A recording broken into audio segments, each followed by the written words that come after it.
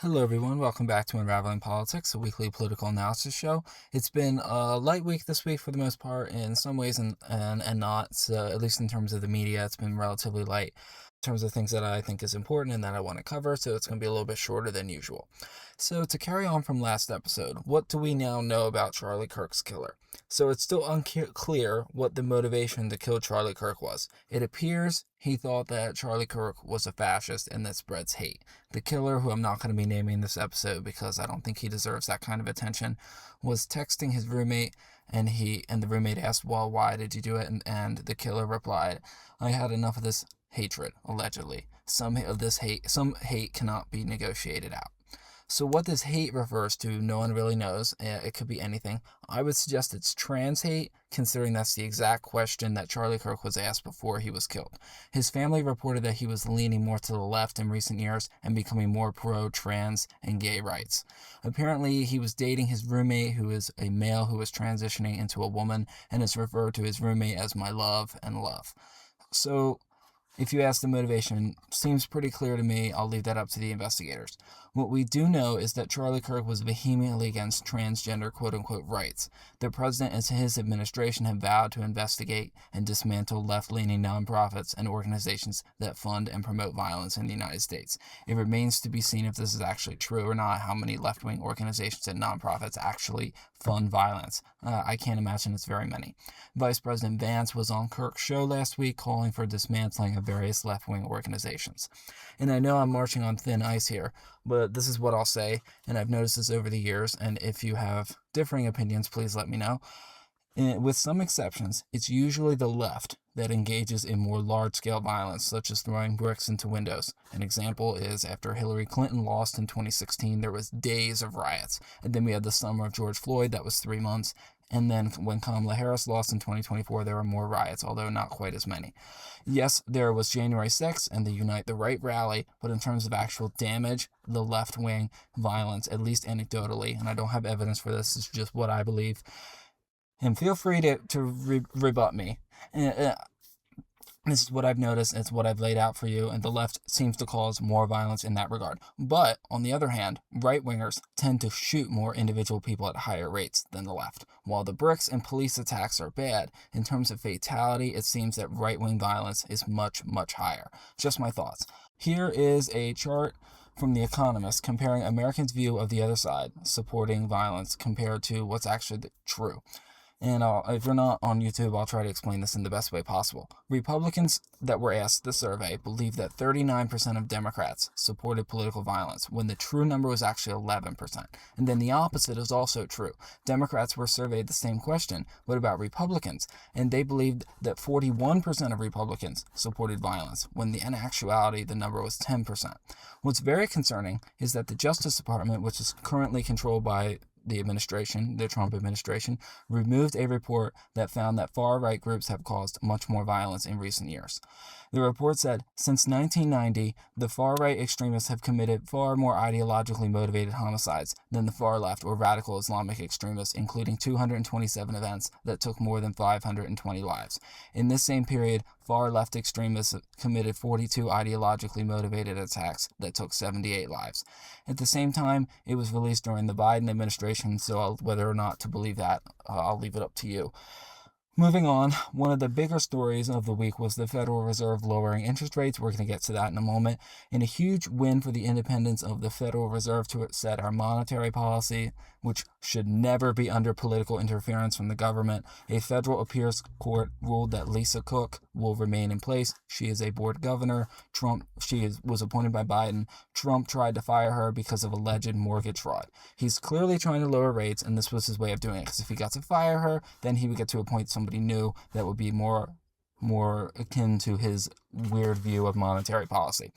Thankfully, this effort has failed. Had she been removed, it would have been the first time in the board's 112-year history that a member has been fired by the president, and it would have been horribly bad for our country. This week, as I said, of the Fed, they lowered interest rates by 25 basis points for the first time this year amid a slowing economy and rising unemployment. And at the same time, though, we are worryingly having higher inflation because of the tariffs. So I mentioned it briefly last week. Moving on, we have a dramatic escalation with the war between Ukraine and Russia. Russian drones were found inside Poland, and then apparently it's happened in Lithuania now as well. Some, including the president, have said this was an accident. This is not true. The planes hugged one of the rivers that borders Belarus and Poland, and obviously you only do that when you're trying to evade detection, which shows that this was not an accident. Putin is clearly probing the West, and a response is needed.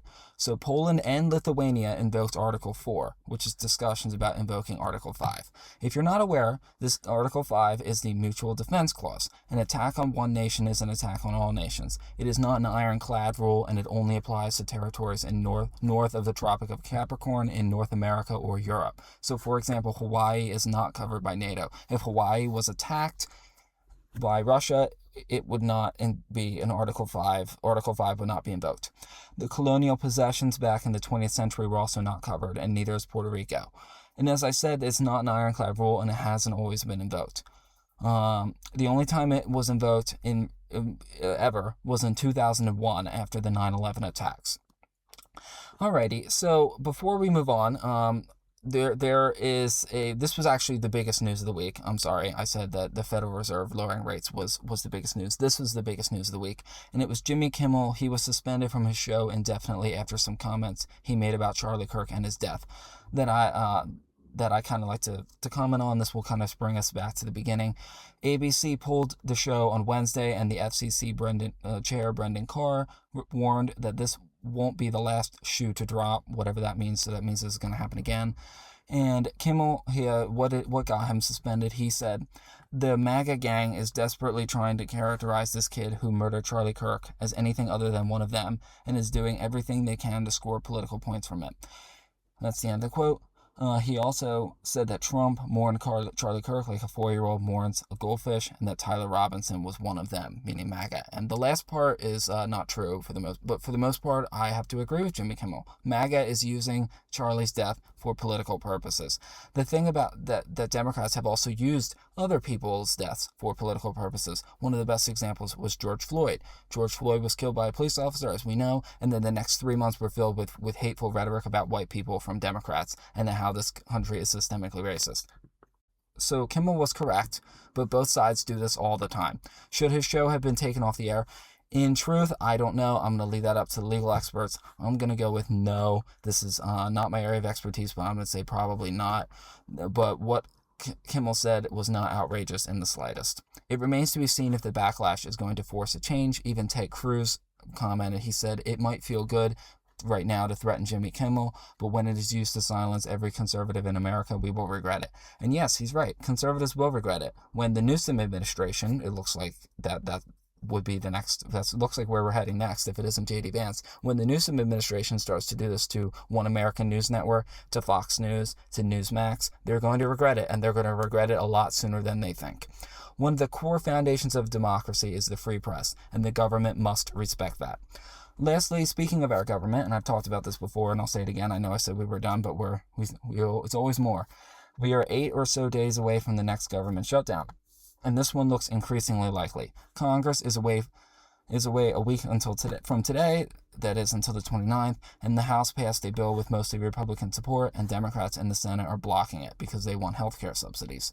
So for context, even though Republicans control the whole government, they need 60 votes in the Senate, and they only have 53.